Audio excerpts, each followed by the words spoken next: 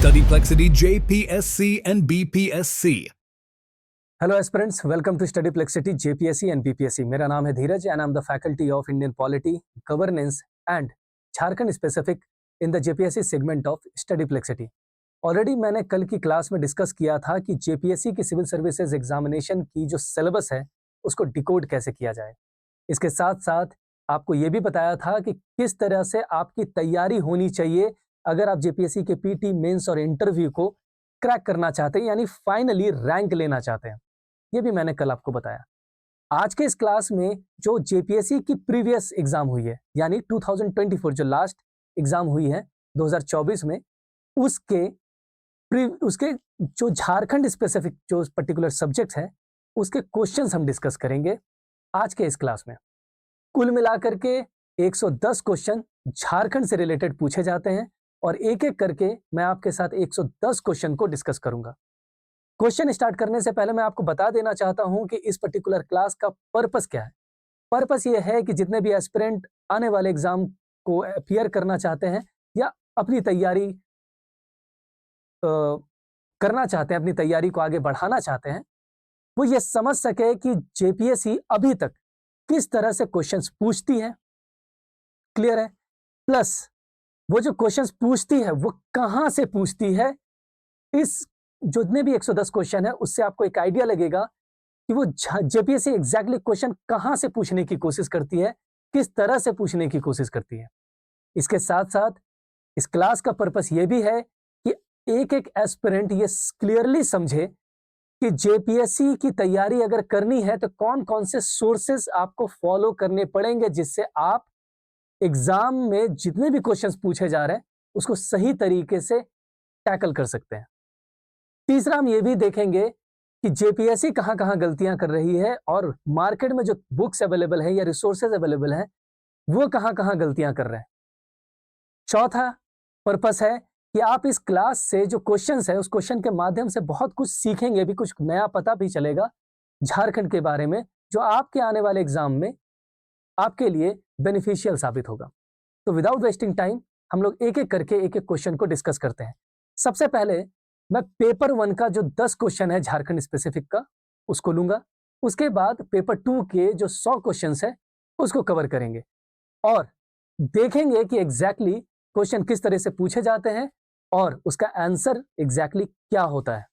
चलिए सबसे पहले हम बात करते हैं पेपर 1 के जो 10 क्वेश्चन है उसके, और उसमें से जो पहला क्वेश्चन है झारखंड से रिलेटेड वो ये क्वेश्चन है। देखिए दोनों भाषाओं में यहाँ पे मैंने आपको मेंशन कर दिया, तो जितने भी एस्पिरेंट इंग्लिश और हिंदी दोनों में तैयारी कर रहे हैं आप क्वेश्चन को यहाँ से देखिए। मैं थोड़ा सा कोशिश करूंगा कि जो भी मैंने रिसोर्सेज अटैच किए हैं वो इंग्लिश में अटैच किए हैं, बट मैं आपको हिंदी में वर्बली उसको आपको बताऊंगा, इसलिए आप चिंता ना करें। चलिए पहला क्वेश्चन है, विच of the following signifies the लोटा पहाड़। हिंदी में निम्नलिखित में से लोटा पहाड़ की मुख्य पहचान क्या है। अब यहाँ पे 4 ऑप्शंस दिए हुए हैं और 4 ऑप्शन में एक ही ऑप्शन आपका सही होगा। तो पहला ऑप्शन है centre of the revolt of Tilka Manjhi. Tilka Manjhi का जो रिवोल्ट हुआ था उसका सेंटर था।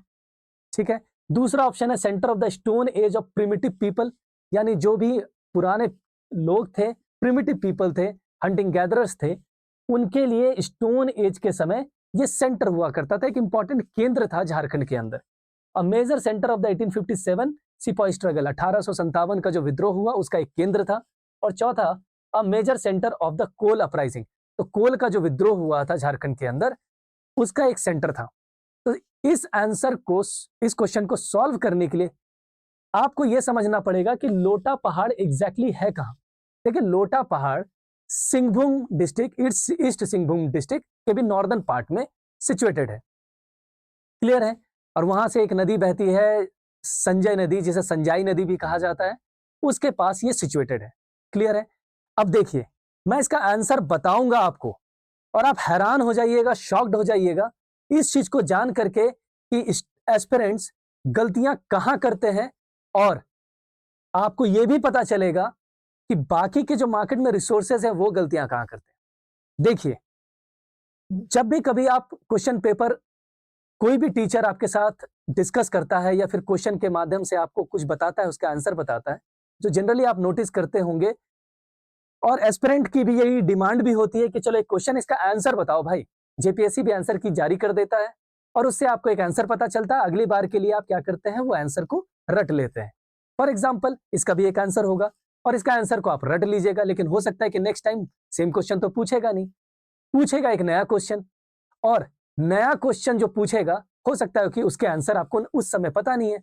झारखंड में ऑलरेडी 6 बार, मतलब अगर नए सिलेबस की बात करूं तो मैं 4 बार ही एग्जाम्स हुए हैं। अब इस 4 बार के एग्जाम में जिसमें झारखंड का सिलेबस ऐड किया गया है, इस 4 बार के एग्जाम्स में आपको भी पता होगा कि बहुत ऐसे प्रश्न हैं, बहुत ऐसे क्वेश्चंस हैं जो अभी तक नहीं पूछे गए हैं, जो आगे पूछे जा सकते हैं। तो इसके लिए आपको बहुत ज्यादा जरूरी है कि सिर्फ आंसर तक सीमित नहीं रहना है। आंसर के अलावा हो सकता है कल की डेट में आपसे यह भी पूछ ले कि लोटा पहाड़ एग्जैक्टली है कहां। तो ये आपको पता होना चाहिए कि ईस्ट सिंहभूम डिस्ट्रिक्ट में है, चक्रधरपुर में है।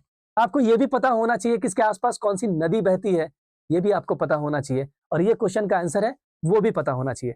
तो इसका मतलब ये है, मेरा पर्पस इस पर्टिकुलर पीवाईक्यू को डिस्कस करने का ये नहीं है कि आपको आंसर बता दूं, क्योंकि आंसर तो आपको ऑलरेडी पता भी होगा, क्योंकि आपके पास आंसर की, मैं आंसर की ही दे देता आपको। सिंपली आप आंसर की देख लेते, इसका आंसर आपको पता चल जाता।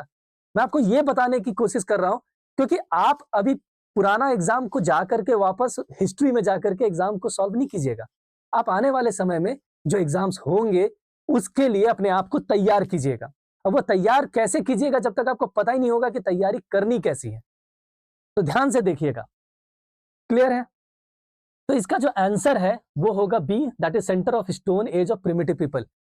पाषाण युग के समय एक इंपॉर्टेंट सेंटर हुआ करता था लोटा पहाड़। ठीक है, अब ध्यान दीजिएगा, मैं सोर्सेज आपको दिखा रहा हूं।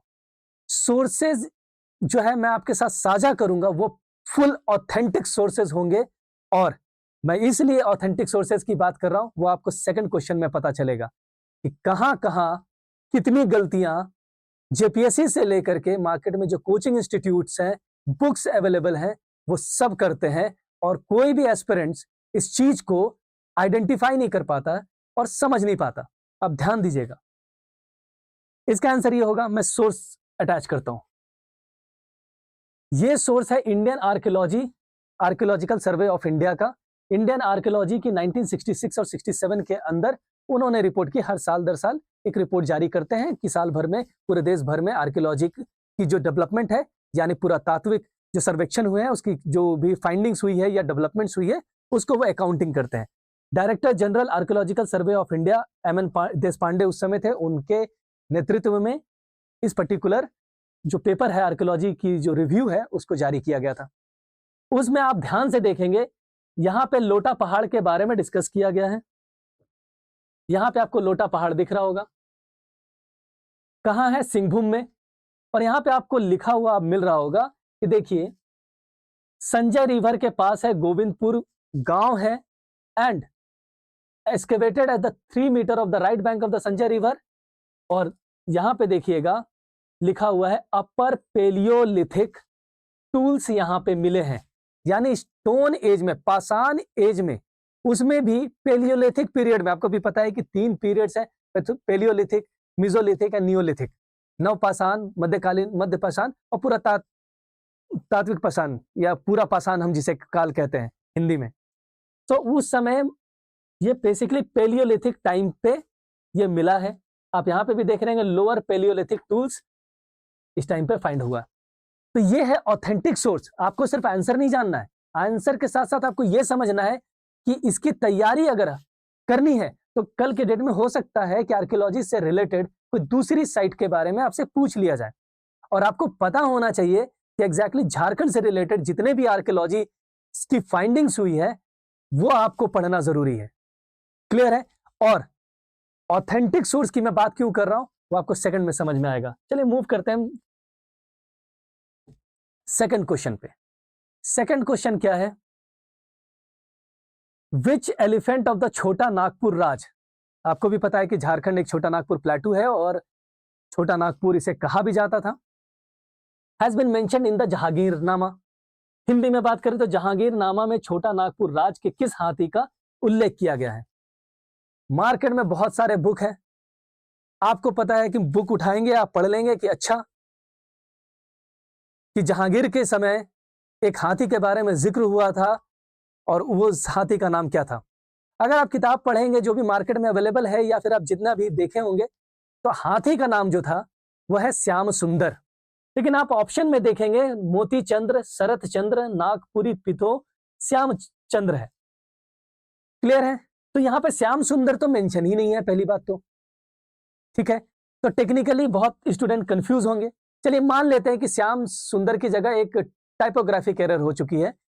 हो सकता है कि ये श्याम सुंदर ही लिखना चाह रहा होगा जेपीएससी, लेकिन गलती हो गई होगी। क्लियर है? ठीक है, जेपीएससी ने जब आंसर की पब्लिश किया तो इसका आंसर बताया है कि श्याम चंद्र है। ठीक है, यहां तक तो आप समझ गए होंगे। मगर अगर आप मुझसे पूछिएगा कि इसका आंसर क्या होगा, तो मेरा आंसर होगा कि यह सवाल ही गलत है। और किसी ने इस पे ऑब्जेक्शन भी रेज नहीं किया, क्योंकि रिवाइज्ड आंसर की भी पब्लिश की गई थी आफ्टर ऑब्जेक्शन। लेकिन किसी ने भी ऑब्जेक्शन रेज नहीं किया कि भैया ये जो पर्टिकुलर क्वेश्चन है वो क्वेश्चन ही गलत है। अब आप पूछिएगा कि कैसे क्वेश्चन गलत है, तो ध्यान से देखिए। पहली बात तो ये, हाथियों का जिक्र झारखंड में हाथियों का जिक्र है, मुगल काल के दौरान भी हाथियों का जिक्र है, बिल्कुल है, और श्याम सुंदर हाथी का भी जिक्र है। मगर जहांगीरनामा किताब में बहुत सारे हाथियों का जिक्र है। हाथियों का जिक्र मल्टीपल टाइम, सैकड़ों बार हाथियों का जिक्र जहांगीरनामा में किया गया है। आप समझ रहे होंगे। लेकिन झारखंड के अंदर किसी भी हाथी या शरत चंद्र, श्याम चंद्र या फिर श्याम सुंदर नाम से किसी भी हाथी का जिक्र नहीं किया गया है। तो आप बोलेंगे ये क्वेश्चन पूछा कैसे है? तो देखिए, जहांगीरनामा में इसका जिक्र नहीं है, लेकिन अहमद यादगार की जो किताब है तारीख शाही, उसमें जरूर जिक्र है श्याम सुंदर हाथी का। तो ये क्वेश्चन ही गलत हो जाता है कि जहांगीरनामा में भैया कोई भी हाथी का जिक्र झारखंड को लेकर के एटलीस्ट इन 4 नामों में से किसी भी प्रकार का कोई भी हाथी का जिक्र नहीं है। आ रही है बात समझ? ठीक है, चलिए सोर्सेस देख लेते हैं। तुजुके जहांगीरी, जिसे जहांगीरनामा कहा जाता है, इसका इंग्लिश ट्रांसलेशन की जो कॉपी है वो 504 पन्नों की है, 504 पेजेस की है। पूरा जहांगीरनामा जब आप पढ़ेंगे, जिसमें झारखंड के बारे में डिस्कस किया गया है, बेसिकली 2 पेज झारखंड के बारे में वहां पे मेंशन आपको मिलेगा। डायमंड्स के बारे में मिलेगा, इसमें कहानियां मिलेगी, हाथियों के बारे में भी मिलेगी कहानी, लेकिन श्याम सुंदर या श्याम चंद्र या कुछ भी किसी भी हाथी का जिक्र जहांगीरनामा में तो नहीं है। क्लियर है? मैं पूरा बुक अटैच नहीं कर रहा हूं, तो जहांगीरनामा जब आप पढ़िएगा, मैं डिस्क्रिप्शन में इस बुक की जो लिंक है पीडीएफ कॉपी इंग्लिश में, मैं उसको आपके सामने अटैच कर दूंगा। आप वहां से डाउनलोड करके एक बार खुद से भी वेरीफाई कर सकते हैं कि क्या जहांगीरनामा में श्याम चंद्र या श्याम सुंदर नाम के किसी भी हाथी का जिक्र है। आपको कोई जिक्र नहीं मिलेगा। क्लियर है? अब आते हैं बात, तो ये कहां मेंशन है? ये मेंशन है अहमद यादगार की जो किताब है तारीख शाही, उस पे मेंशन है। और क्या लिखा हुआ है? The object was to secure position of a favourite white, यानी सफेद हाथी कॉल्ड श्याम सुंदर। ठीक है, तो देखिए जेपीएससी ने आंसर भी दे दिया, मगर वो क्वेश्चन टेक्निकली गलत है। तो आपको ऑफिशियली ध्यान से पढ़ना है और सही तरीके से पढ़ना है। और मेरा काम भी है कि आपको सही सोर्सेस और सही तरीके से जो सरकारी दस्तावेज है और जिस चीज की बात हो रही है वो मैं आपको पढ़ाऊं, ना कि जो मार्केट में किताबें अवेलेबल है जिसमें 500 से भी ज्यादा गलतियां हैं, आप वो पढ़ें।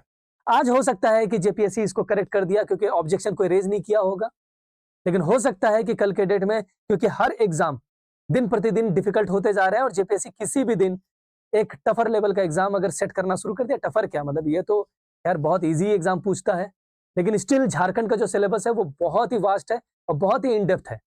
तो आपको एक एक ऑफिशियल सोर्सेज को बहुत खंगाल के पढ़ना पड़ेगा, जो बहुत मुश्किल भी है कहीं ना कहीं। खैर, हम उसके बारे में बाद में जिक्र करेंगे। फिलहाल आप समझ जाइए कि इसका आंसर क्या होगा, ये क्लियर है। इसलिए मैंने आपसे कहा कि जब आप आंसर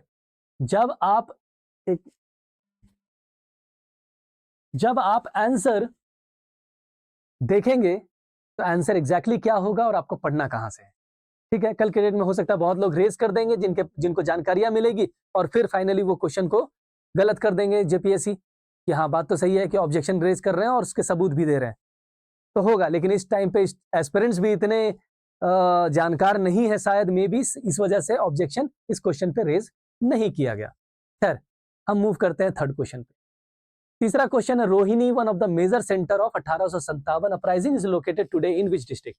1857 की क्रांतिकारी गतिविधियों का प्रमुख केंद्र था रोहिणी, आज किस जिले में स्थित है? ये आपको पता होना चाहिए कि अगर बिहार और झारखंड, क्योंकि उस समय झारखंड बिहार का ही पार्ट था, तो बिहार में 1857 का जो विद्रोह है उसकी शुरुआत कहां से हुई थी? रोहिणी से। अब इसमें ये नहीं बोला, अब हो सकता है आने वाले समय में ये पूछ ले क्वेश्चन कि बिहार में या फिर झारखंड में सबसे पहले 1857 रिवोल्ट जो है वो कहां से शुरू हुआ था, क्योंकि रिवोल्ट तो बहुत दूर तक फैला, लेकिन शुरुआत एग्जैक्टली कहां से हुआ? यहां पे ये नहीं बता रहा है कि सबसे पहले शुरुआत कहां से हुआ, वो ये बता रहा है कि रोहिणी एक सेंटर हुआ करता था, इंपॉर्टेंट सेंटर था। लेकिन आने वाले समय में आपसे यह भी पूछा जा सकता है कि सबसे पहले बिहार में या फिर बिहार के उस समय के झारखंड में 1857 का विद्रोह किस डिस्ट्रिक्ट से स्टार्ट हुआ या किस प्लेस से स्टार्ट हुआ? तो किस प्लेस की बात करी जाएगी? तो रोहिणी से स्टार्ट हुआ, और रोहिणी जो है आज के डेट में वो देवघर का पार्ट है। तो रोहिणी कहां है? देवघर में। तो आंसर क्या हो जाएगा? सी। क्लियर है? अब थोड़ा सोर्सेस देख लेते हैं।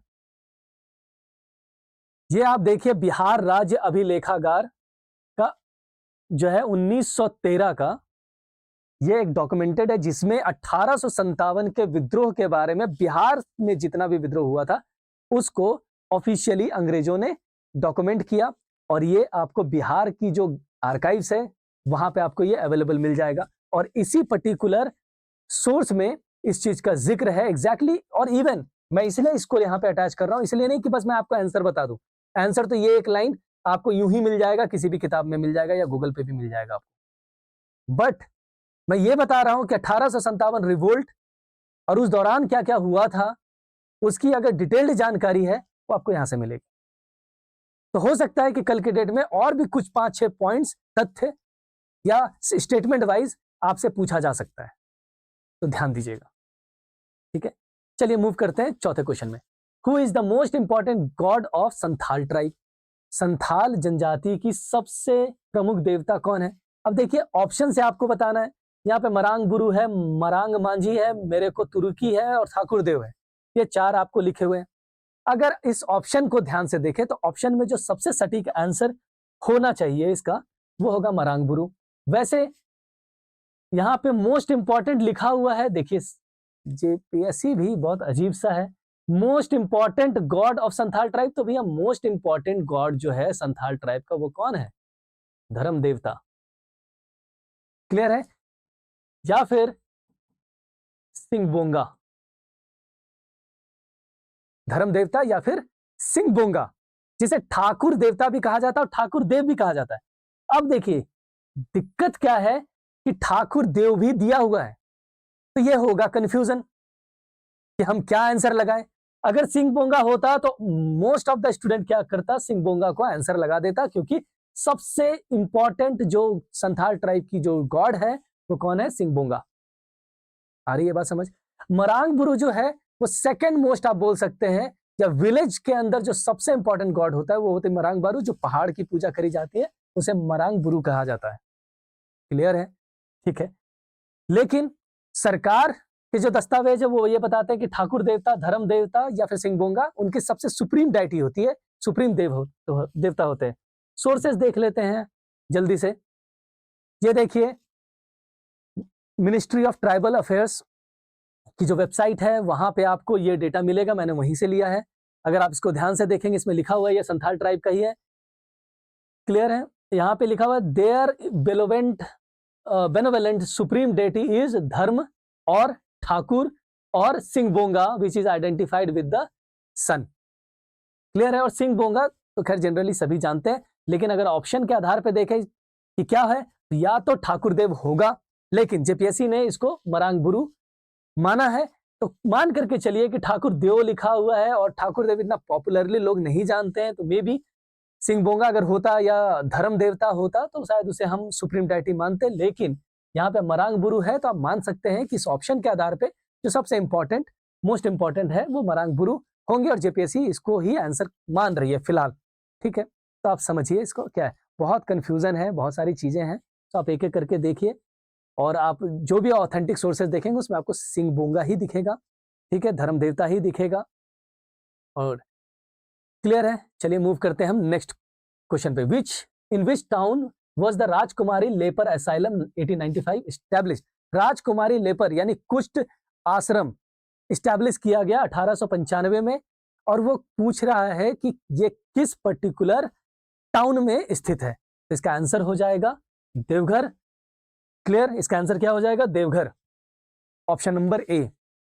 ठीक है, कुष्ठ आश्रम 1800 कहां स्थापित किया गया था, और इसका आंसर का जो सोर्स है वो देख लीजिए, central TV division, director general of health services, ministry of health and family welfare, government of India, July 2012 की ये एक पूरी रिपोर्ट है। और उस रिपोर्ट में ये बताया गया है कि झारखंड के अंदर जो राजकुमारी लेपर असाइलम है वो कहां है? देवघर में। क्लियर है, चलिए मूव करते हैं नेक्स्ट क्वेश्चन में, और ये क्वेश्चन है हिस्ट्री ऑफ झारखंड से। By which term does the hill Kharia community refer to a body bigger than the panchayat? ठीक है, देखिए हम अभी आएंगे पेपर 2 में, जैसे आएंगे उस पर भी हम बात करेंगे। झारखंड के अंदर बहुत सारे जनजाति रहते हैं, राजवंश भी राज किया करते थे। तो झारखंड के अंदर पुराने जमाने में अपने जितने भी लोग हैं गांव में, या जितने भी अपने जनजातीय वर्ग के लोग हैं गांव, या फिर गांव, बहुत सारे गांव मिलाकर के जो क्लस्टर बनता है, वहां पे उनको गवर्न करने के लिए, उन पे शासन प्रशासन चलाने के लिए उनकी एक एडमिनिस्ट्रेटिव सिस्टम हुआ करती थी, जिसको हम क्या बोलते हैं हिंदी में? शासन व्यवस्था। शासन व्यवस्था यानी गवर्नेंस सिस्टम या एडमिनिस्ट्रेटिव सिस्टम। तो मोस्ट ऑफ द जनजाति की अपनी एक एडमिनिस्ट्रेटिव सिस्टम हुआ करती थी, और वो ज्यादा डिफरेंट भी नहीं है, क्योंकि पंचायती राज का जो कॉन्सेप्ट है उसे काफी मिलता जुलता है। जैसे गांव के अंदर एक ग्राम पंचायत होगी, गांव 10-12 गांव, या फिर अलग अलग जनजातियों में अलग अलग नंबर्स है, अलग अलग बहुत सारे गांव मिल करके एक क्लस्टर बनाएंगे, उस क्लस्टर की अपनी पंचायत होगी, कहीं पे उसे मानकी पंचायत, पढ़ा पंचायत, इस तरीके से कहा जाता है। ठीक है, उसी प्रकार से हिल खड़िया, आपको पता है खड़िया जनजाति है एक झारखंड में। सबसे पुरानी जनजाति कौन है? असुर जनजाति। और दूसरी सबसे पुरानी जनजाति झारखंड की वो कौन है? खड़िया जनजाति। और खड़िया में भी 3 खड़िया हैं, एक है हिल खड़िया, ढेलकी खड़िया, दूध खड़िया। तो कहा जा रहा है कि हिल खड़िया जो कम्युनिटी है उनकी गांव के अंदर अपनी एक ग्रामीण पंचायत है। ठीक है, गांव के अंदर ग्राम पंचायत है। सो ग्राम पंचायत से जो ऊपर का पंचायत है उसे क्या कहा जाता है? ठीक है, तो उसे कहा जाता है पढ़ा पंचायत। ठीक है, उसे क्या कहा जाता है? पढ़ा पंचायत। ठीक है, हम सब पढ़ेंगे, जब क्लास होगी सब कुछ पढ़ेंगे। नेक्स्ट आते हैं सोसाइटी से। ये क्वेश्चन है, who among the following was the considered as the head of the village? निम्नलिखित में से कौन गांव के प्रधान माने जाते हैं? भाई जेपीएससी ने क्लासिक क्वेश्चन पूछा है। क्या पूछ रहा है? Who among the following was considered as the head of the village? कौन सा विलेज? किसका विलेज? मुंडा का विलेज? किसका विलेज? किसके ग्राम की बात कर रही है, करी जा रही है? आप अलग अलग जनजाति की बात करेंगे तो अलग अलग जनजाति के जो विलेज हेड हैं वो अलग अलग नाम से जाने जाते हैं। एसपीटी के एक्ट के तहत पूछ रहे हैं या सीएनटी के तरफ पूछ रहे हैं, कुछ नहीं, ओपन एंडेड क्वेश्चन है। Who among the following was considered as the head of the village? गांव के मुखिया को क्या कहा जाता है? बढ़िया है, कहां के? झारखंड के, बिहार के, पश्चिम बंगाल के, किधर के? पेपर 1 का क्वेश्चन है, कैसे आइडिया लगाया जाएगा? खैर जो भी है, खैर तो इसका आंसर क्या हो जाएगा? जेठ रैयत। अगर आप ऑप्शन को ध्यान से देखेंगे, चलिए भैया जो झारखंड पढ़ा होगा, झारखंड स्पेसिफिक, उनको थोड़ा बहुत समझ में आ रहा होगा कि भोक्ता, आसामी और खुद कटीदार रैयत, ये जो मूल रैयत होते हैं उसे खुद कटी रैयत कहा जाता है। तो यहाँ पे है जो जेठ रैयत, जेठ रैयत मेनली कौन होते हैं? हेड रैयत। ठीक है, इसे कहा जाता है जो गांव के अंदर जो सबसे प्रमुख रैयत होते हैं, जो मेन रैयत होते हैं, यानी किराएदार, या फिर आप उसको कह सकते हैं जो मेन रैयत होते हैं, लैंड पे जो वहां पे कृषि करते हैं, उनको क्या बोलते हैं, हेड रैयत को जेठ रैयत। तो यहाँ पे अगर पूछा जाए और वही जनरली गांव के अंदर उन्हें ही हेड चुना जाता है तो वो हो जाएंगे। अदरवाइज इस क्वेश्चन का एग्जैक्ट आंसर क्या होगा, नो आइडिया। लेकिन अगर ऑप्शन की बात करें तो इन 4 ऑप्शन में से सबसे जो बेस्ट ऑप्शन है वो है जेठ रैयत, और जेपीएससी आंसर की में भी आपको जेठ रैयत ही बता रहा है। क्लियर है? आते हैं इस क्वेश्चन में, काफी बढ़िया क्वेश्चन है। क्लासेस में मैंने कितनी बार, 50 बार इस बात को मैंने डिस्कस भी किया होगा। थेनदिरी बिरादिरी रिचुअल्स क्या है? बहुत स्टूडेंट ऐसे होंगे जिन्होंने जो ये पहली बार ये नाम भी सुन रहे होंगे।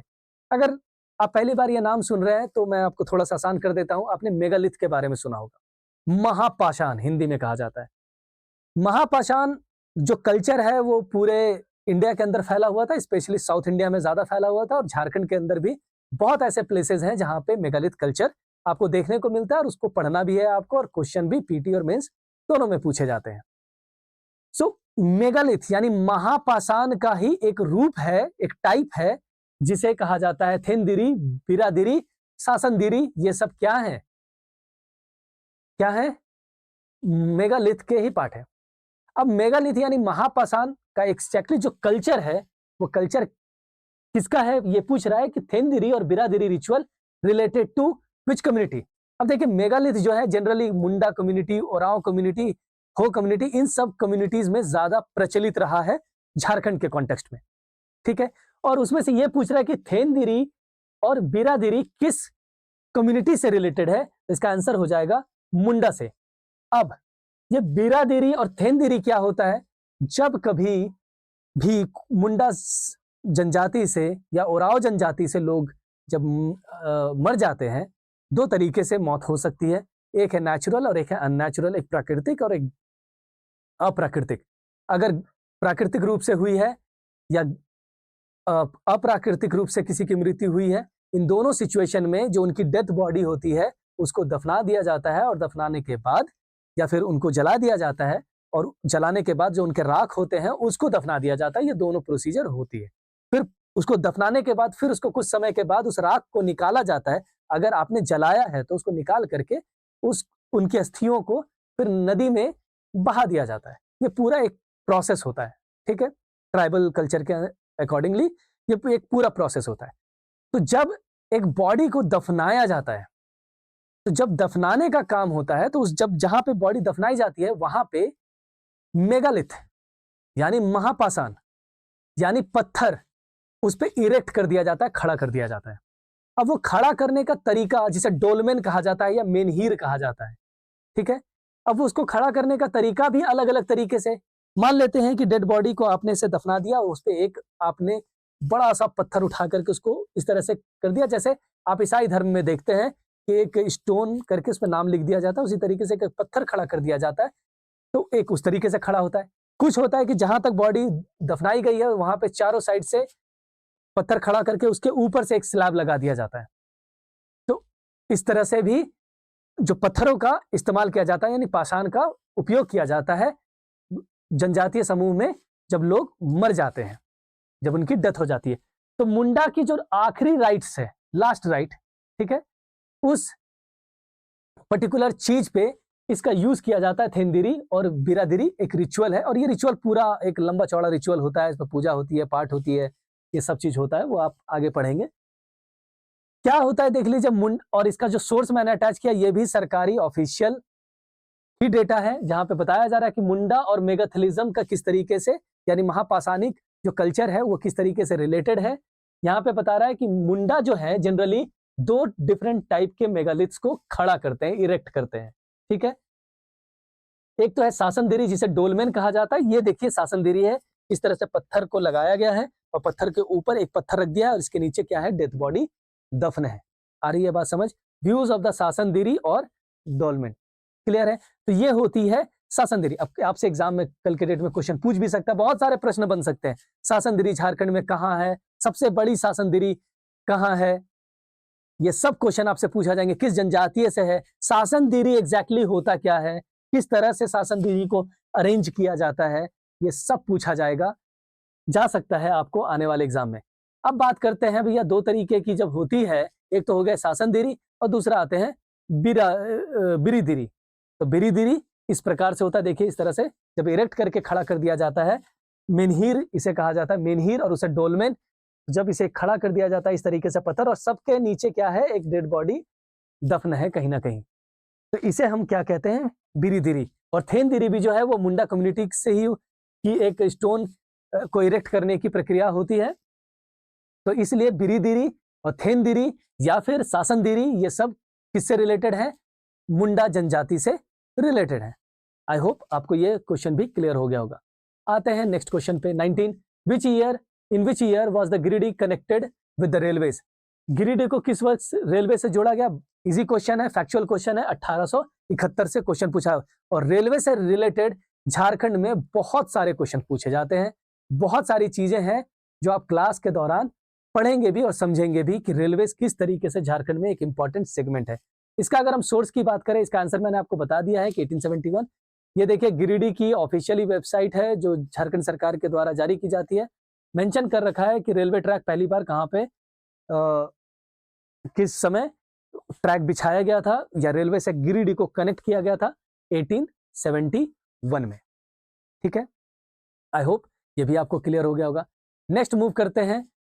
The famous Pilgrim centre Parasnath is in the closest proximity of which of the following. मतलब कहने का मतलब यह है कि पारसनाथ जो ऑप्शन में दिए गए जितने भी प्लेसेस हैं, उन जगहों से, उन स्थानों से पारसनाथ सबसे करीब किस स्थान से है।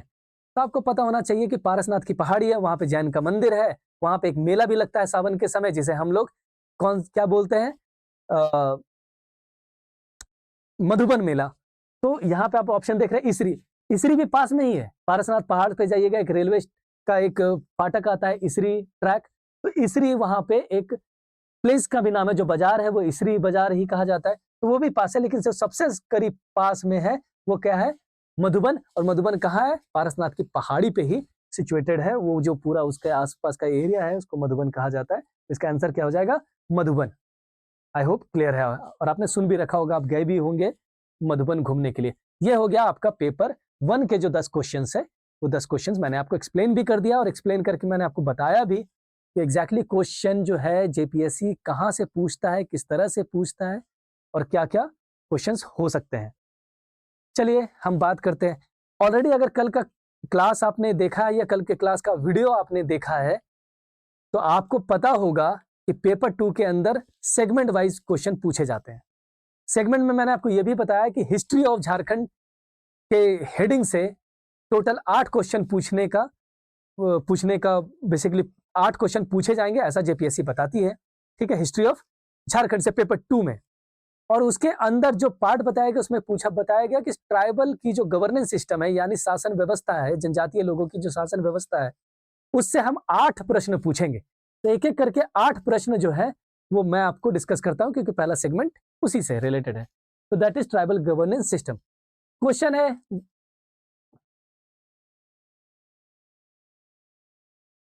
Which sentence among the following is not correct regarding the Nagvanshi administration. अब देखिए, चारों अगर आपको पता है तभी आंसर बनेगा। तो ये जो पर्टिकुलर क्वेश्चन है वो थोड़ा सा टफ लेवल पे है। हिंदी में देखें तो नागवंशियों ने परहा पंचायत को एक प्रशासकीय इकाई के रूप में स्वीकार किया। तो ध्यान दीजिए, मैं आपको बताता हूं। मैंने आपको बताया कि जितने भी जनजातीय समूह होते थे, चाहे वो मुंडा हो, उराव है, बिरहोर है, खड़िया है या कोई भी है, गोंड, सभी की ग्रामीण स्तर पर एक पंचायत हुआ करती थी जिसे कहा जाता था ग्राम पंचायत। बहुत सारे ट्राइबल्स यानी जनजातीय जो समूह है, कम्युनिटी है, वो अब उनकी जो गवर्नेंस सिस्टम होती थी वो या तो 2 टियर होती थी या तो 3 टियर होती थी, यानी 2 स्तरीय या 3 स्तरीय। कुछ गांव मिल करके क्या करते थे, क्लस्टर बनाते थे। क्लस्टर के अंदर भी एक पंचायत की इस्टेब्लिशमेंट करते थे, जैसे आज के डेट में पंचायत समिति होता है उस प्रकार से। तो अलग अलग ग्राम के जो शासन व्यवस्था है और उनकी जो पंचायतें हैं उनका अलग नाम है, और उनके जो हेड है, मुखिया है, उनके भी अलग अलग नाम है। वो एक एक करके हम लोग आगे देखेंगे। ग्राम पंचायत होती है क्लस्टर लेवल पे, क्लस्टर की पंचायत होती है, और इससे भी ऊपर एक और भी पंचायत होती है कुछ कुछ जनजातियों में, तो त्रिस्तरीय होती है, यानी जितने भी जनजातीय समूह हैं पूरे झारखंड में या पूरे देश भर में कहीं, तो उनकी अपनी एक पंचायत होती है, उसको हम लोग भी अलग अलग नामों से जानते हैं। तो इस तरीके से ये पूरा पंचायती सिस्टम हुआ करता था पहले, और आज तो खैर आपको पता है पंचायती राज है, पंचायती राज इसको लागू किया गया है बहुत सारे स्टेट्स में, मतलब भारत में। और आपको पता है कि शेड्यूल 5 के अंदर जो शेड्यूल एरियाज हैं उसमें से आपको भी पता है कि 10 राज्य ऐसे हैं, और 10 राज्य में जो 10 राज्य शेड्यूल एरियाज जहां पे हैं, जिन 10 राज्यों में शेड्यूल एरियाज है यानी अनुसूचित क्षेत्र हैं, उन पे अगर पंचायती राज के सिस्टम को एक्सटेंड करना है तो वहां पे पेसा एक्ट्स के जरिए उसको एक्सटेंड किया जाता है। क्लियर है? ये बात आप पॉलिटी में जानते भी होंगे और पढ़े भी होंगे, ठीक है। मगर उससे पहले जो पंचायत की सिस्टम हुआ करती थी वो इस प्रकार से हुआ करती थी, और इसी गवर्नेंस सिस्टम में टोटल जेपीएससी बोलता है कि भैया हम 8 क्वेश्चन पूछेंगे, ठीक है, अलग अलग ट्राइबल सिस्टम से। तो पहली जो है वो नागवंशी ट्राइबल सिस्टम से एक क्वेश्चन वो पूछेगी, तो उसने ये एक क्वेश्चन पूछ लिया। यहां तक तो क्लियर है। अब आपको समझना है कि क्या नागवंशी कोई ट्राइबल थे? नहीं, नागवंशी कोई ट्राइबल नहीं थे, बल्कि एक राजवंश थे, एक राजवंश हुआ करते थे। क्लियर है यहां तक? ठीक है। और ये जो राजवंश है वो बाद में आया, क्योंकि मुंडा जनजाति के ही लोगों ने नागवंश को इस्टेब्लिश किया, ऐसा माना जाता है। क्लियर है? सो नागवंश जो है, झारखंड में आपको पता है कि बहुत सारे राजवंश होते हैं, उनमें से सबसे इंपॉर्टेंट जो राजवंश रहा है झारखंड के इतिहास में वो है नागवंश, शेरोवंश, सिंहवंश, ये सब बहुत इंपॉर्टेंट रहे। क्लियर है? सो नागवंश जो है वो रांची का जो एरिया है ये पूरा, यहां पे वो रूल किया करते थे। जो मुंडा जनजाति के लोग हैं उन्होंने, ऐसा माना जाता है कि उन्होंने ही नागवंश की इस्टेब्लिशमेंट करी है।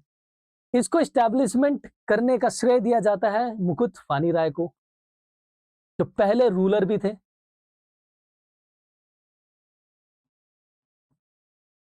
क्लियर है? और इससे रिलेटेड भी नागवंश की अपनी एक हिस्ट्री है, उसको भी आपको पढ़ना है, उससे रिलेटेड भी बहुत सारे प्रश्न पूछे जाते हैं। अगर आप और भी 4 जो जेपीएससी के एग्जाम्स हुए उसके क्वेश्चन देखेंगे तो आपको नागवंश से बहुत सारे क्वेश्चन भी देखने को मिलेगा। ठीक है। सो नागवंश का अपना एक राजवंश हुआ करता था। ठीक है। और राजवंश है तो जितने भी मुंडा जनजाति और भी जो भी इस राजवंश के अंदर जितने भी जनजाति लोग हैं उनकी अपनी एक पंचायत होती थी ग्रामीण लेवल पर, उसके ऊपर भी क्लस्टर लेवल पे। क्लियर है? तो उसी तरीके से जो यहाँ के जनजाति थे उन लोगों ने अपनी पंचायतें बना रखी थी, और ये प्रश्न उसी से रिलेटेड है। अब ये कहा जा रहा है कि जो नागवंश का गवर्नेंस सिस्टम है यानी शासन व्यवस्था है, उससे रिलेटेड ये क्वेश्चन है, और ये कह रहा है कि Nagvansh accepted the Parha panchayat as the administrative unit. अब जो ग्राम पंचायत से ऊपर के लेवल पे जो पंचायत है उसे क्या कहा जाता था? पढ़ा पंचायत। ठीक है। तो क्वेश्चन ये है कि जो नागवंश जो राजवंश थी, क्या उसने कभी भी पढ़ा पंचायत को एक प्रशासनिक यूनिट के रूप में स्वीकार किया था? तो इसका आंसर हो जाएगा यस। अब देखिए ध्यान से, मान लेते हैं भारत सरकार है और किसी भी राज्य के अंदर किसी भी गांव के अंदर कोई पंचायत चला रहा है, और पंचायत चलाने का मतलब है कि टैक्स लगा रहा है, पंचायत चलाने का मतलब है कि बहुत सारे मामलों में वो फैसले सुना रहा है, एक जुडिशियल बॉडी की तरह काम कर रहा है, एक न्यायिक संस्था की तरह काम कर रहा है। तो आज के डेट में राज्य सरकार या भारत सरकार की बिना मंजूरी के वो पंचायत अगर ऑपरेट कर रहा होगा तो वो इलीगल कहलाया जाएगा। एग्जाम्पल से समझाता हूं मैं आपको। हरियाणा के अंदर खाप पंचायत है, राजस्थान में भी पंचायत हैं इस तरह के, और वो कभी भी उलूल जुलूल बहुत तरीके के क्या करते हैं, फैसले सुना देते हैं। सुप्रीम कोर्ट ने खाप पंचायत को इलीगल ठहराया, कहा कि उनके पास कोई पावर नहीं है कि वो खाप पंचायत इस्टेब्लिश कर सकते हैं और किसी भी प्रकार की कोई सजा या फिर गवर्निंग या एडमिनिस्ट्रेटिव यूनिट की तरह काम कर सकते हैं। इसका अर्थ क्या है? अर्थ यह है कि जब तक सरकार नहीं चाहेगी तब तक आपको किसी भी प्रकार से एक एडमिनिस्ट्रेटिव प्रशासनिक इकाई के रूप में मान्यता नहीं मिलेगी। तो जब राजवंश झारखंड में स्टैब्लिश होना शुरू हो गया, ठीक है, और ऐसी स्थिति में जब राजवंश चल रहा है और साथ में प्रशासनिक जो कार्य है वो राजवंश चला रहे हैं, और ऐसी स्थिति में अगर जनजातीय समूह, अलग अलग जनजातीय अपनी अपनी पंचायत को खुद गवर्न कर रहे हैं, तो ये जरूरी हो जाता है कि उसे मान्यता या फिर स्वीकृति या परमिशन किससे लेनी पड़ेगी? राजा से। और राजा अगर वो मान्यता दे देता है तो वो अपना आराम से उसको ऑपरेट कर सकते हैं एक प्रशासनिक इकाई के रूप में। तो ये प्रश्न वही चीज पूछ रहा है कि क्या नागवंशों ने कभी भी पढ़ा पंचायत को, यानी जो इस लेवल पे है, क्लस्टर लेवल पे जो पंचायत है, क्या उसको कभी भी मान्यता दी है? तो आंसर है यस, हाँ, उन्होंने इसको एक एडमिनिस्ट्रेटिव इकाई के रूप में मान्यता दी थी। द नेम, लेकिन जब मान्यता दी थी तो कुछ बदलाव भी किए थे और उसी से रिलेटेड ये क्वेश्चन है। The name of the traditional पढ़ा हेड, अब पढ़ा है, पढ़ा पंचायत जो है उसके हेड को क्या कहा जाने लगा? मानकी। और ग्राम पंचायत के जो हेड थे उसको क्या कहा जाता था? मुंडा। ठीक है, क्लियर है यहां तक? तो कह रहा है कि the name of the traditional पढ़ा हेड, जो मानकी नाम था, क्या उसको चेंज करके ठाकुर कर दिया था? किसने? नागवंशों ने। तो इसका आंसर है नहीं, नागवंशों ने नाम चेंज किया था, लेकिन नाम मानकी से ठाकुर नहीं किया था। क्या किया था? भुंयर। क्या किया था? भुंयर।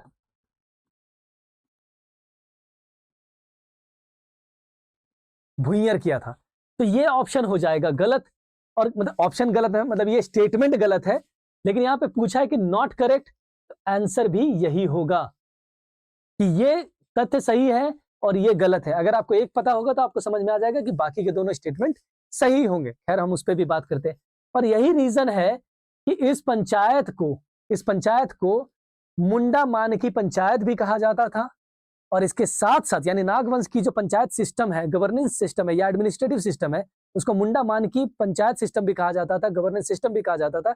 इसके साथ साथ जब नागवंशों ने इसका नाम चेंज कर दिया तो इसको भुंयर पंचायत भी कहा जाने लगा। यहां तक क्लियर है? ठीक है। अब सवाल आता है कि अगर इसका नाम चेंज किया गया है यहां पे, तो क्या इस जो ग्राम पंचायत का नाम पढ़ा है इसको भी चेंज किया गया था? तो यहां पे है कि यस, पढ़ा को पट्टी कर दिया गया था। क्या कर दिया गया था? पट्टी। तो जो क्लस्टर लेवल पे जो पंचायत थी, नागवंश ने उसका नाम पढ़ा पंचायत से बदल करके क्या कर दिया था? पट्टी पंचायत। क्लियर है? चौथा है the panchayat was a permanent local body in the Bhuinhari Parha. और अगर कोई समझदार व्यक्ति होंगे, अगर क्वेश्चन को बहुत ध्यान से, बहुत डिफिकल्ट भी होता है क्योंकि एग्जामिनेशन हॉल में क्वेश्चन को बहुत ध्यान से समझना, पढ़ना थोड़ा सा डिफिकल्ट हो जाता है, लेकिन अगर ये चौथे ऑप्शन तक पहुंचते एक एक करके तो उनको समझ में आ जाता है the panchayat was a permanent local body. Student का फोकस इस पे रहता है कि यार परमानेंट लोकल बॉडी था या टेम्पररी लोकल बॉडी था, इस पे वो ज्यादा दिमाग लगाते। और अगर ध्यान से देखते कि इन द भुआरी पढ़ा, तो उनको समझ में आता कि भाई यहाँ पे तो वही कहा जा रहा है कि क्या पढ़ा को पट्टी में बदला गया था, तो हाँ, पट्टी में बदला गया। क्या पढ़ा जो हेड है मानकी, यहाँ पे भुआरी पढ़ा क्यों कहा जा रहा है? तो अगर थोड़ा सा भी दिमाग लगाते, कॉमन सेंस लगेगा, तो ये ऑप्शन सही हो जाएगा। अदरवाइज आप पूरी तरह से डिटेल जानिए, और मैंने क्लास में एक एक लाइन, एक एक पॉइंट भी बता रखा है, एकदम एक एक बिंदुवार तरीके से नोट्स खोल करके जब देखिएगा आपको समझ में आ जाएगा कि भैया एक एक पॉइंट लिखवा रखा है। ठीक है, चलिए आगे मूव करते हैं हम। तो ये है इस पर्टिकुलर क्वेश्चन का आंसर। इसका आंसर क्या हो जाएगा? Option number B. आगे बढ़ते हैं। Kartaha is related to which of the following, किससे संबंधित है? देखिए, सबसे पहले तो आप ये समझिए कि करताहा होता क्या है। तो देखिए, अभी जस्ट मैंने आपको आपके साथ डिस्कस किया था कि खड़िया जनजाति जो झारखंड की दूसरी सबसे पुरानी जनजाति है वो है खड़िया जनजाति। क्लियर है? अब अगर जनजाति है तो उनकी अपनी ग्रामीण स्तर पर एक पंचायत होगी जिसे क्या बोला जाएगा भैया? ग्राम पंचायत। क्लस्टर लेवल पे अपनी एक पंचायत होगी, पढ़ा पंचायत। ठीक है, दिख रहा है आपको पढ़ा पंचायत? पढ़ा पंचायत होगी। ठीक है, तो अब आएगा बात कि करताहा क्या पढ़ा पंचायत से रिलेटेड है? तो आंसर क्या ये होगा? तो नहीं, ये आंसर नहीं होगा। और वो क्यों नहीं होगा मैं आपको बता रहा हूं। देखिए, 1934-35 में जब अंग्रेजों ने यहाँ पे एजुकेशन सिस्टम को बहुत ज्यादा आगे बढ़ा दिया, तो जो खड़िया ट्राइब में स्पेशली दूध खड़िया जो लोग थे, उन्होंने काफी ज्यादा शिक्षा हासिल की। शिक्षा हासिल करने के क्रम में क्या हुआ कि उनके अंदर एक बुद्धिमत्ता काफी आई, यानी दैट मीन्स एक रिनासा हुआ, एक रीइंकार्नेशन हुआ, एक आप कह सकते हैं कि उनके पास काफी नॉलेज आ गई। जब ये चीज हो रहा था, पूरे देश भर में ये हो रहा था, जहां पे भी खड़िया समुदाय के लोग रहते थे और उनमें एक अपलिफ्टमेंट हो रहा था, तो इसके लिए 1934 और 35 में खड़िया समुदाय के सभी लोगों ने मिल करके एक ऑल इंडिया जनरल असेंबली बनाई। क्या बनाई? ऑल इंडिया जनरल असेंबली, यानी अखिल भारतीय, हिंदी में अगर हम बात करें, अखिल भारतीय महासंघ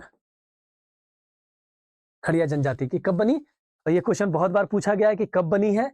1934 और 35 के दौरान। ठीक है, जब ये बनाया गया तो इसको लेकर के भी इस जो अखिल भारतीय महासंघ थी, इसका एक महासचिव भी बनाया गया, हेड बनाया गया, और उस हेड को कहा गया डोकलो सोहोर। ठीक है, और इस पूरे जो अखिल भारतीय महासंघ है, जो गवर्नेंस सिस्टम बनी, जो सभी खड़िया जनजाति के लोगों के मामले को सुनेगी, उसे कहा गया डोकलो। क्या कहा गया? उस बॉडी को क्या कहा गया? उस एडमिनिस्ट्रेटिव यानी प्रशासनिक इकाई को क्या नाम दिया गया? डोकलो। और उसके हेड को क्या नाम दिया गया? डोकलो सोहोर। ठीक है, यहां तक क्लियर है। लेकिन ये अभी भी आपसे यहां पे दिख रहा होगा कि डोकलो सोहोर तो दिख रहा है, और लेकिन करताहा अभी तक नहीं आया है, तो आप कह नहीं सकते हाँ बात तो खड़िया ट्राइब की हो रही, इसमें खड़िया ट्राइब लिखा भी नहीं है। डोकलो सोहोर आप समझ गए कि डोकलो सोहोर एग्जैक्टली क्या है। और बहुत बार एग्जाम में आपसे ये भी क्वेश्चन पूछता है कि डोकलो सोहोर एग्जैक्टली किस जनजाति से बिलोंग करता है क्वेश्चन में, तो आप बताइएगा खड़िया जनजाति से बिलोंग करता है। डोकलो सोहोर क्या है एग्जैक्टली, तो आप ये भी बताइएगा कि अखिल भारतीय महासंघ, खड़िया जनजाति की अखिल भारतीय महासंघ की जो प्रशासनिक इकाई है, यानी जो पंचायत है, उसके हेड को क्या कहा जाता है? उसके मुखिया को क्या कहा जाता है? डोकलो सोहोर। और उस पंचायत को क्या कहा जाता है? डोकलो। ये सब प्रश्न आने वाले समय में आपके एग्जाम में पूछे जा सकते हैं और पहले भी पूछे गए हैं। यहां तक तो क्लियर है। अब सवाल आता है कि डोकलो सोहोर को अपॉइंट कौन करता है, या खुद वो बन जाते हैं? तो इसका जवाब है, इसको अपॉइंट करने का काम कौन करते हैं? करताहा। भैया ये करताहा है कौन? करताहा आप ऐसे समझिए कि अगर एक खड़िया जनजाति की एक गांव है, तो गांव में जितने भी वयस्क व्यक्ति हैं, वयस्क यानी एडल्ट्स, उन सभी एडल्ट्स व्यक्ति को क्या कहा जाता है खड़िया जनजाति के अंदर? महतो। और मतलब एक गांव अगर है और गांव में जितने भी वयस्क व्यक्ति हैं, सभी वयस्क व्यक्ति क्या कहलाएंगे? महतो। और उनमें से सभी एडल्ट मेंबर्स जो है, उनके हेड को क्या कहा जाएगा? उनके हेड होंगे, उनको कहा जाएगा करताहा। तो इसका मतलब हर एक गांव में एक करताहा होगा। तो अगर मान लेते हैं कि पूरे भारत देश के अंदर 200-400 खड़िया जनजाति के गांव हैं, मान लेते हैं अगर हैं, तो इसका अर्थ है कि उतने सारे करताहा भी होंगे। तो सभी गांवों के करताहा एक साथ मिल करके वोट करते हैं, और वोट करने के बाद जो अखिल भारतीय महासंघ है, जिसे डोकलो कहा जाता है, उसके हेड डोकलो सोहोर को चुनते हैं। यानी करताहा किसे चुनने का काम करते हैं? करताहा इलेक्ट द डोकलो सोहोर। आई होप इस पर्टिकुलर एक प्रश्न से आपको बहुत कुछ पता चला होगा। ठीक है, चलिए, तो इसका आंसर क्या हो जाएगा? डोकलो सोहोर। चलिए मूव करते हैं थर्ड क्वेश्चन में। Which of the following roles is a Mahto related in Munda administrative system. अब कहा जा रहा है कि जिस प्रकार से अलग अलग जनजातीय की अपनी प्रशासनिक यानी शासन व्यवस्था है, तो मुंडा की भी अपनी एक शासन व्यवस्था है, और मुंडा की शासन व्यवस्था को मुंडा मान की शासन व्यवस्था कहा जाता है। एग्जाम में यह भी क्वेश्चन आ सकता है, मुंडा की शासन व्यवस्था को क्या कहा जाता है? मुंडा मान की शासन व्यवस्था कहा जाता है। और हो जनजाति की भी जो शासन व्यवस्था है, उससे भी क्या कहा जाता है? मुंडा मान की शासन व्यवस्था कहा जाता है। क्लियर है? ठीक है, अब कहा जा रहा है कि अगर मुंडा शासन व्यवस्था एडमिनिस्ट्रेटिव सिस्टम है, जो मुंडा जनजाति की सिस्टम है, उसमें महतो का क्या रोल है? तो देखिए, महतो का जो रोल है, क्या वो जुडिशियल प्रोसेसेस को प्रिसाइड करते हैं, यानी क्या न्याय व्यवस्था की अध्यक्षता करते हैं? नहीं, बिल्कुल नहीं, क्योंकि जो ग्राम पंचायत के हेड होंगे, यानी मुंडा जो होंगे, सरदार जो होंगे, मुंडा सरदार जिसे हम बोलते हैं, वो इसको हेड करेंगे, वो जुडिशियल प्रोसेसेस की अध्यक्षता करेंगे। ये ऑप्शन नहीं होगा, गलत। महतो जो है to communicate important information to the villages, तो आंसर हो जाएगा यस। वो एक मैसेंजर की तरह काम करते हैं। किसकी तरह काम करते हैं? मैसेंजर की तरह। क्लियर है यहां तक? चलिए नेक्स्ट पे मूव करते हैं हम लोग। Who is the deputy head, यानी उप प्रधान in the Manjhi Pargana of administration? तो भैया मांझी प्रगना एडमिनिस्ट्रेशन की बात करी जाए, शासन व्यवस्था की बात करी जाए, तो यह समझना होगा कि यह किस जनजाति के लिए है यह व्यवस्था। तो यह है संथाल जनजाति के गवर्नेंस सिस्टम को क्या कहते हैं? यह भी एक प्रश्न पूछा जा सकता है। संथाल जनजाति के गवर्नेंस सिस्टम को क्या कहा जाता है? मांझी प्रगना गवर्नेंस सिस्टम या एडमिनिस्ट्रेटिव सिस्टम। ठीक है, मांझी प्रगना शासन व्यवस्था। अब यह पूछ रहा है कि मांझी की जो शासन, मांझी प्रगना शासन व्यवस्था है, उसमें से डिप्यूटी हेड कौन है? तो डिप्यूटी हेड का मतलब है कि जो ग्राम पंचायत के अंदर जो मुखिया होंगे, ठीक है, और मुखिया को क्या कहा जाता है? मुखिया को कहा जाता है मांझी, इसीलिए इसका नाम है मांझी प्रगना। क्या कहा जाता है? मांझी। ठीक है, तो मांझी के जो असिस्टेंट होंगे या डिप्यूटी होंगे, उसे क्या कहा जाएगा? तो देखिए, बहुत स्टूडेंट गलती ये किए होंगे क्योंकि यहाँ पे जोग वर्ड है, और जिनको जोग का मतलब पता होगा उनको पता होगा कि जोग का मतलब होता है असिस्टेंट। और अगर ये चीज पता होगा तो वो क्या करेंगे कि मांझी के असिस्टेंट कौन होगा? जोग मांझी। लेकिन आंसर ये नहीं है। उनके असिस्टेंट को क्या कहा जाता है? परनाइक, परानिक। ठीक है, यहाँ पे देखिए परानिक कहा जाता है। तो सवाल है कि जोग मांझी किसे कहा जाता है? जोग मांझी कहा जाता है उस व्यक्ति को जो एक टाइप ऑफ, आप कह सकते हैं, गांव के अंदर एक बोल सकते हैं रिलीजियस हेड है, उनको कहा जाता है रिलीजियस हेड। यानी जो एक तरीके से आप बोल सकते हैं कि एक बहुत सारे मामलों में एक वरिष्ठ व्यक्ति हैं जो ग्राम के अंदर बहुत सारे फैसलों को सुनाते हैं, उसे जोग मांझी कहा जाता है। और जोग परनायक किसको कहा जाता है? परनायक के भी एक असिस्टेंट होते हैं, उसे जोग परनायक कहा जाता है। गोदेत कौन होते हैं? गोदेत होते हैं इस शासन व्यवस्था में मैसेंजर होते हैं। आइए सोर्स देख लेते हैं। ये देखिए इग्नू का जो स्टडी मटेरियल है उसमें है, ये संथाल ट्राइब की गवर्निंग सिस्टम है। और यहाँ पे आपको दिख रहा होगा कि परनायक कौन है? Assistant headman. तो आपको समझ में आ गया होगा कि ये उपप्रधान है। इसके अलावा अगर बात करें जोग मांझी, तो गार्जियन ऑफ द मोरल्स। मैंने आपको बताया कि जो बहुत सारे मामलों में, मोरालिटी, रिलीजियस, इन सब मामलों में एक वरिष्ठ व्यक्ति जो गांव के होते हैं, आप कह सकते हैं कि एक मतलब सीनियर व्यक्ति होते हैं, जो एक गार्जियन होते हैं टाइप ऑफ, उसे जोग मांझी कहा जाता है। जोग परनायक असिस्टेंट होते हैं किसके?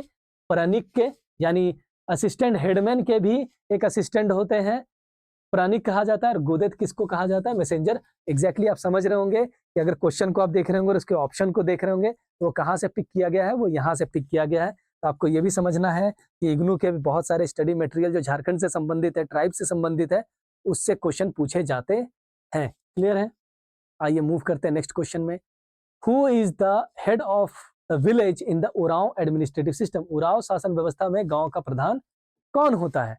तो देखिए, गांव का प्रधान होता है महतो। पाहन कौन होता है? पाहन होता है रिलीजियस प्रीस्ट, यानी जो पंडित होते हैं गांव के अंदर, जो रिलीजियस हेड होते हैं, उसे कहा जाता है पाहन। आगे बात समझ आपको क्लियर है? तो कौन, क्या हो जाएगा इसका आंसर? महतो।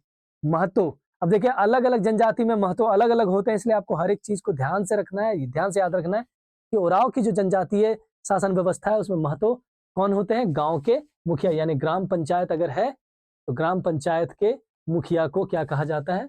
महतो। क्लियर है? आगे बढ़ते हैं। पूछ रहा है नॉट करेक्ट।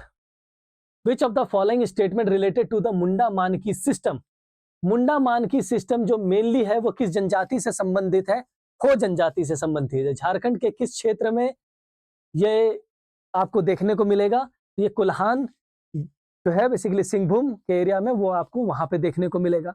और मुंडा मानकी अगर लिखा है तो आप समझ जाइएगा कि हो जनजाति की बात हो रही है, और सिर्फ मुंडा लिखा हुआ है तो आप समझ जाइएगा कि गोंड जनजाति की बात हो रही है या फिर मुंडा जनजाति के शासन व्यवस्था की बात हो रही है। यहां तक क्लियर है आपको? अब पूछा जा रहा है, और ध्यान दीजिएगा, ये तो खैर एग्जाम कब हुआ था, 2024 में, लेकिन 2025 में ये शासन व्यवस्था बहुत बड़ा एकदम पैन इंडिया न्यूज बन गया था। इसलिए क्योंकि यहाँ पे एक केस हुआ था, और उस बिहार की जो हाईकोर्ट है उसने एक वर्डिक्ट दिया, इसकी वजह से काफी बड़ा केस हो गया, मतलब केस हुआ, और इसको लेकर के एक काफी प्रोटेस्ट देखने को मिला पूरे देश भर में। मुंडा जनजाति के लोगों ने इसको प्रोटेस्ट करना शुरू किया, स्पेशली झारखंड के लोगों ने। तो एक नेशन वाइड न्यूज बना, और नेशन वाइड न्यूज में जो सबसे सेंटर पॉइंट था, सेंटर फोकस जो टॉपिक थी, वो थी शासन व्यवस्था, क्योंकि वो पूरा जो प्रोटेस्ट हो रहा था वो इसी शासन व्यवस्था को लेकर के था। कुछ लोग इस शासन व्यवस्था को बनाए रखना चाहते थे, और कुछ लोग जो है उस शासन व्यवस्था को हटा करके, जो आज के डेट में भारत सरकार के अंदर और राज्य सरकारों के अंदर जो पंचायत राज की सिस्टम है, उसको लागू करने का के तरफ थे। तो ये एक दो धड़े थे, इसकी वजह से एक डिबेट था बहुत बड़ा, इस वजह से ये न्यूज में था। खैर, हो सकता है कि अभी जो एग्जाम होने वाला है उसमें भी ये पूछा जा सकता है। खैर, एक एक करके इस पर्टिकुलर क्वेश्चन को देखते हैं।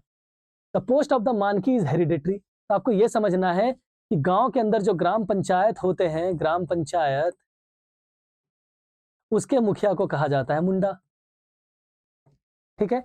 और इसके ऊपर जो होते हैं उसे कहा जाता है पढ़ा, और उसके जो हेड होते हैं उसको क्या कहा जाता है, मानकी। क्लियर है? इसलिए इसको कहा जाता है मुंडा मानकी शासन व्यवस्था। अब क्वेश्चन ये पूछ रहा है, द पोस्ट ऑफ मानकी इज हेरिडेटरी। क्या मानकी का पद वंशानुगत है? तो आंसर है हाँ, ये स्टेटमेंट सही है, वंशानुगत है। और ये जो मुंडा का भी पोस्ट है वो भी क्या है, वंशानुगत है। और इसी को लेकर के आज के डेट में 2025 के सितंबर महीने में एक प्रोटेस्ट देखने को मिला। वो इसलिए क्योंकि जो बाकी जनजाति यानी ओबीसी और बाकी जो लोग हैं वहां झारखंड के अंदर कोल्हान में रहते हैं, शेड्यूल कास्ट के लोग और बाकी जो लोग रहते हैं, वो ये चाहते हैं कि भैया ये जो मानकी का पोस्ट है वो हेरिडिटरी क्यों है। यहां तक कि जो हो जनजाति के लोग हैं वो भी ये चाहते हैं कि ये जो हेरिडिटरी है यानी वंशानुगत है जो है, उसे हटाया जाए। इलेक्शन होना चाहिए, ना कि वंशानुगत रूप से इनके हेड को अपॉइंट कर देना चाहिए। तो इसको लेकर के डिमांड है। तो जाहिर सी बात, अगर न्यूज को फॉलो अप कर रहे होंगे तो आपको ये पता चल जाएगा कि मानकी का पोस्ट आज के डेट में क्या था, हेरिडिटरी है। यानी ये, और ये आज के डेट का बात भी नहीं है, ये इस शासन व्यवस्था की बात है जो वर्षों से चली आ रही है। आज चल रही है या नहीं चल रही है उससे कोई लेना देना नहीं है, लेकिन जो शासन व्यवस्था थी, क्या शासन व्यवस्था का एक कैरेक्टरिस्टिक्स ये है। तो आंसर है आपका यस, जो मानकी है या मुंडा का जो पोस्ट है वो हेरिडिटरी है यानी वंशानुगत है। तो ये ऑप्शन तो सही है। इफ अ मानकी इज डिसमिस्ड, अगर एक मानकी को किसी भी इल्जाम में उसको हटा दिया जाता है, his successor are also deprived of the right, यानी उसका बेटा क्या मानकी बनेगा, नहीं बनेगा। सेम चीज मुंडा में भी होता है, अगर मुंडा को हटा दिया जाए उसके पद से तो उसका बेटा यानी जो हेरिडिटरी पोस्ट है। और देखिए ये स्टेटमेंट सही है या नहीं, ये देखिए दोनों जो स्टेटमेंट्स हैं वो आपस में इंटरलिंक्ड है, एक दूसरे से मिलते जुलते हैं। अगर मानकी को डिसमिस कर दिया जाए तो क्या उसका successor are also deprived of their rights. आपको समझ में आ जाना चाहिए कि सक्सेसर का मतलब क्या, कि वंशानुगत पोस्ट है ये, तो डिप्राइव्ड हो जाएगा। तो ये भी ऑप्शन क्या है, सही है कि हाँ, अगर मानकी को हटा दिया जाए या मुंडा को हटा दिया जाए तो उसके बेटा के पास किसी भी प्रकार का मुंडा या मानकी का कोई अधिकार नहीं रहता है।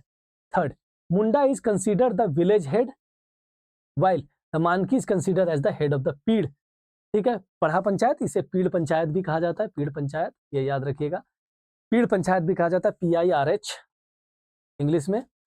तो क्या है इसके, तो मैंने ऑलरेडी बता दिया है कि ग्राम पंचायत को मुंडा कहा जाता है, पीढ़ पंचायत को क्या कहा जाता है, मानकी, इसलिए इसको मुंडा मानकी सिस्टम कहते हैं। तो जाहिर सी बात है ऑप्शन क्या हो जाएगा, D is the correct option. The Manki does not get any share of the collected revenue. यहाँ पे लिखा हुआ डज नॉट, ऐसा नहीं है। मानकी जो होते हैं, जितना भी वहां पे ग्राम पंचायत के अंदर जितना भी टैक्स कलेक्शन होता है, इवन आज भी टैक्स कलेक्शन होता है, उसका एक हिस्सा किसको जाता है, मानकी को जाता है। यानी क्लस्टर में जितने भी गांव से जो टैक्स कलेक्ट होकर के जाते हैं वो मानकी को जाता है, आज भी। आ रही है बात समझ? तो जाता है, यहाँ पे क्या लिखा हुआ, डज नॉट। तो ये स्टेटमेंट क्या है, इनकरेक्ट स्टेटमेंट है। आपको यहाँ पे आंसर मिल गया होगा। ठीक है, नेक्स्ट क्वेश्चन की बात करते हैं। नाया was the name of the head of the which tribal panchayat, नाया किस जनजाति पंचायत के मुखिया का नाम है? आंसर हो जाएगा नाया किसके है भैया? ये है बिरहोर जनजाति के, बिरहोर। असुर के जब ग्राम पंचायत के हेड होते हैं उसको महतो कहा जाता है, खड़िया गोंड, गोंड के भैया मुंडा कहा जाता है, और इसको मांझी कहा जाता है। क्लियर है? आप बस इतना देख लीजिए, और इसको बिरहोर कहते हैं। मैं इसका रेफरेंस भी आपको लगा करके रखा हूं, आप रेफरेंस देख लीजिए। ये सरकारी डेटा है, सरकारी डेटा के अनुसार जो उनकी पंचायत, और कल के डेट में ये भी क्वेश्चन आ सकता है कि बिरहोर जनजाति के जो पंचायत है, ग्राम के पंचायत है, उसको क्या कहा जाता है? टंडा। और टंडा बेसिकली क्या था? टंडा जब जब ये लोग कहीं से एक जगह से भटक करके गांव में जाते थे, जो टेंट लगाते थे, टेंट लगा करके जहां पे रहते थे, उसको ये लोग टेंट को क्या कहते थे? टंडा। तो इसी प्रकार से टेंट लगा करके जो एक गांव बसा, तो इन लोगों ने उस वहां की जो पंचायत है, उस पंचायत को क्या कहना शुरू कर दिया? टंडा पंचायत, यानी टंडा काउंसिल। तो गांव की जो ग्राम पंचायत, और ये भी एग्जाम में क्वेश्चन पूछा जा सकता है कि टंडा पंचायत किस जनजाति से संबंधित है? तो आंसर क्या होगा? बिरहोर जनजाति से है, संबंधित है, क्योंकि वो अपने गांव को क्या कहते हैं? टंडा कहते हैं। ठीक है, तो वहां की जो पंचायत है उसे क्या कहते हैं? टंडा पंचायत या टंडा काउंसिल। ठीक है, तो ये आपसे पूछा जा सकता है। क्लियर है? दूसरी, और जो इस comprises the Naik the secular head, और इस टंडा काउंसिल के जो हेड होते हैं वो कौन होते हैं? नायक। तो आपको समझ में आ रहा होगा कि आंसर क्या है। नेक्स्ट मूव करते हैं, who is considered the village head of the Paharia tribal system. Paharia tribal system के जो हेड हैं वो कौन है? तो भैया इसका आंसर हो जाएगा मांझी। जितने भी आपको पहाड़िया जनजाति है, और यहाँ पे यहाँ देखिए पहाड़िया लिखा हुआ है, पहाड़िया। यहाँ हिंदी में देखिए क्या लिखा हुआ है? पहाड़िया। तो आप समझ जाइए पहाड़िया की बात हो रही है। ठीक है, तो झारखंड के अंदर आपको 2 पहाड़िया जनजाति मिलेंगे। 2 पहाड़िया जनजाति जो है, उनके दोनों के हेड को हम क्या बोलते हैं? मांझी बुलाते हैं। क्लियर है ये आंसर? ठीक है, आगे बढ़ते हैं। गुरायत, तो खुद में एक अपनी एक जनजाति है गुरायत। अकॉर्डिंग टू द नागवंशावली, देखिए जब आप नागवंश के बारे में पढ़ेंगे तो कुछ पौराणिक कथाओं से उसके बारे में जानकारी मिलेगी, और कुछ नागवंशावली से मिलेगी। नागवंशावली को लिखने का काम किया है, राइटर है बेनी प्रसाद मेहता, उन्होंने लिखा है नागवंशावली। ठीक है, सो नागवंशावली के अनुसार the king has transferred the Nagvanshi dynasty capital from the Sutambe to Chutia. ठीक है, ये क्वेश्चन पूछा जा रहा है। नागवंशावली के अनुसार नागवंश राज्य की राजधानी को सुताम्बे से चूतिया ले जाने का काम किस राजा ने किया है? ये पूछ रहा है। तो नागवंशावली के अनुसार जो नागवंश की स्थापना हुई थी वो हुई थी 83 एडी में। क्लियर है? अब ध्यान दीजिएगा, नागवंशावली के अनुसार नागवंश की स्थापना हुई थी 83 एडी में पानी मुकुटराय के द्वारा, और तब से लेकर के 310 यानी 310 एडी तक जो नागवंश जो राजवंश था उसकी कैपिटल क्या थी? उसकी कैपिटल थी सुताम्बे। और क्वेश्चन यही पूछा है कि सुताम्बे से चूटिया ले जाने का, तो यानी 310 तक ये एग्जाम में क्वेश्चन आ सकता है कि स्टार्टिंग में जब नागवंश राजवंश की स्थापना करी गई थी पानी मुकुटराय के द्वारा, तो उस समय उनकी जो कैपिटल थी वो क्या थी? तो कैपिटल थी सुताम्बे, और कब तक रहती है? 310 तक। और इसके बाद सुताम्बे से इसको ट्रांसफर करके कहां पहुंचा दिया गया? चूटिया, जैसा क्वेश्चन में मेंशन किया हुआ है। कल के डेट में यह भी पूछा जा सकता है कि चूटिया से कहां स्थानांतरित किया गया है, तो ये भी आपको याद रखना है। कल के डेट में यह भी क्वेश्चन पूछा जा सकता है, तो क्वेश्चन से ही एक नया क्वेश्चन निकल सकता है। सुताम्बे से चूटिया पहुंचा दिया गया। ठीक है, कब? 310 में। और 310 से लेकर के 1001 ईस्वी तक, 1 ईस्वी तक चूटिया नागवंश की कैपिटल बनी रहती है। तो क्वेश्चन ये पूछ रहा है कि 310 ईस्वी में जो सुताम्बे से चूटिया ले जाने का काम, कैपिटल को ट्रांसफर करने का काम किस राजा ने किया? तो आंसर हो जाएगा नृपति प्रताप राय ने। ठीक है, समझ में आ रही बात? और इसके बाद जो कैपिटल ट्रांसफर कर दिया जाता है उसे द्वैसागढ़ कर दिया जाता है। ठीक है, जिसे जहाँ पे नवरत्नगढ़ फोर्ट है दौसा, वहां कर दिया जाता है। क्लियर है। और वहीं पे दुर्जन साल जब जेल से छूट करके आते हैं तो वहां पे एक फोर्ट का निर्माण करते हैं, और यानी किले का निर्माण करते हैं, जिसे दौसागढ़ भी कहा जाता है। ठीक है, तो ये भी एग्जाम में क्वेश्चन पूछा जाता है। क्लियर है जी, आगे बढ़ते हैं। Question number 10, which leader had led the 1855-1856 Hul in Hazaribagh. अब देखिए, संथाल रिवोल्ट से तो क्वेश्चन पूछे जाते हैं, लेकिन यहाँ पे पूछा इन्होंने कि 1855 में जो संथाल का हुल रिवोल्ट हुआ, यहाँ पे हुल लिखा हुआ है, इसका मतलब है संथाल का हुल। ठीक है, तो उसे हजारीबाग में किसने लीड किया था? आपको पता है कि संथाल परगना के क्षेत्र में संथाल रिवोल्ट हुआ। ठीक है, आपको पता होना चाहिए संथाल रिवोल्ट हुआ। और संथाल रिवोल्ट जो है वो झारखंड के अलग अलग हिस्सों में फैला, जिसमें सबसे इंपॉर्टेंट जो है, अगर संथाल परगना की बात करें, उस एरिया के जो नेक्स्ट जो सबसे बड़ा एरिया था जहां पे संथाल रिवोल्ट काफी व्यापक स्तर पर फैला है, काफी एक बड़े स्तर पर फैला था, वो था हजारीबाग।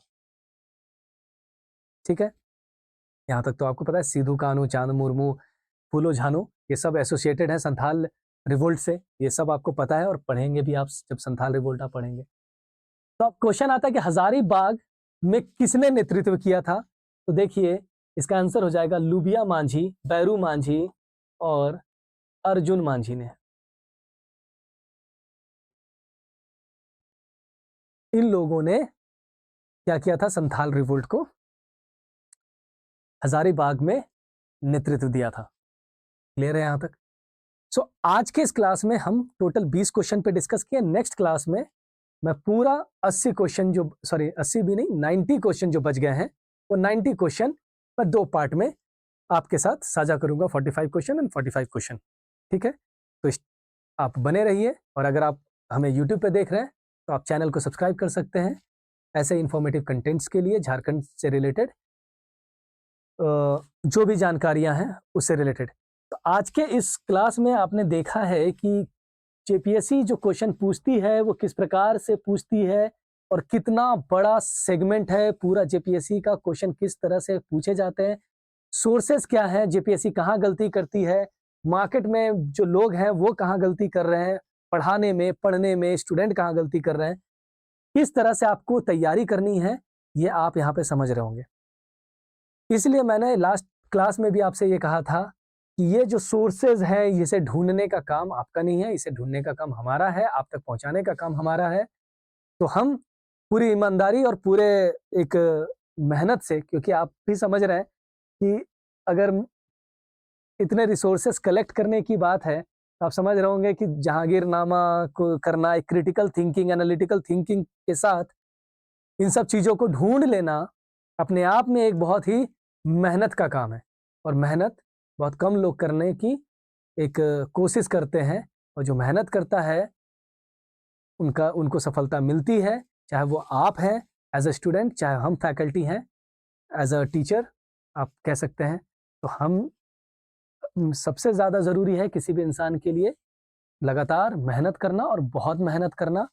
और जब भी आप अपनी पढ़ाई करें, ऑथेंटिक सोर्सेज से करें, अच्छे से करें, और एक विश्वास के साथ करें कि जब आप पढ़ाई कर रहे हैं तो आपको सही जानकारी आप तक पहुंच रही है, ना कि आप एक गलत जानकारी के शिकार हो रहे हैं, जिसका खामियाजा आपको आपके जीवन में देना पड़ रहा है। क्योंकि एक मार्क्स भी अगर इधर उधर हो गया तो आपका एग्जाम नहीं क्लियर होगा, ये बिल्कुल क्लियर नहीं होगा। और आप इसके लिए लड़ भी नहीं सकते हैं, क्योंकि आपके पास सबूत के नाम पे कुछ भी नहीं होगा, क्योंकि जो आप ऑथेंटिक रिसोर्सेज को आप सामने रख सकते हैं। अगर फॉर एग्जांपल इसी क्वेश्चन की बात करें, अगर सही स्टूडेंट, सही एस्पिरेंट ने रेज किया होता कि ये क्वेश्चन ही गलत है जेपीएससी के द्वारा, तो हो सकता है कि जो रिजल्ट फाइनल बना था पीटी का, उसमें थोड़े से बदलाव देखने को मिलते। सम हाउ जागरूक बनना, अवेयर होना, सही सोर्सेज से पढ़ना, सही जगह से अपनी तैयारी करना, ये एक इंसान का इन्फॉर्म्ड चॉइस है। और मैं हमेशा कहता हूं, जब आप मेरी पॉलिटी की क्लास पढ़िएगा या गवर्नेंस की क्लास में, हमेशा कहता हूं, चयन, जैसे भगवत गीता में लिखा गया है कि चयन आपका प्रारब्ध लिखेगा। हर दिन आप हजारों चयन करते हैं, और चयन मीन्स चॉइसेस लेते हैं। चयन तो आपका प्रारब्ध लिखेगा, इसलिए आप हमेशा चयन कीजिए, लेकिन आप इन्फॉर्म्ड चॉइसेस लीजिए। मतलब आपको सभी प्रकार की नॉलेज, जानकारी के बाद आप अपना चयन करते हैं, चाहे वो अपने एग्जाम की तैयारी का चयन हो, चाहे आप अपने जीवन में किसी भी पहलुओं पे जब आप उसकी चयन की बात करते हैं, तो वो बहुत ध्यान से लेना है, इन्फॉर्म्ड चॉइस आपको लेना, ना कि सिर्फ चॉइस लेना है। ठीक है, चलिए मिलते हैं नेक्स्ट क्लास में, तब तक के लिए थैंक यू।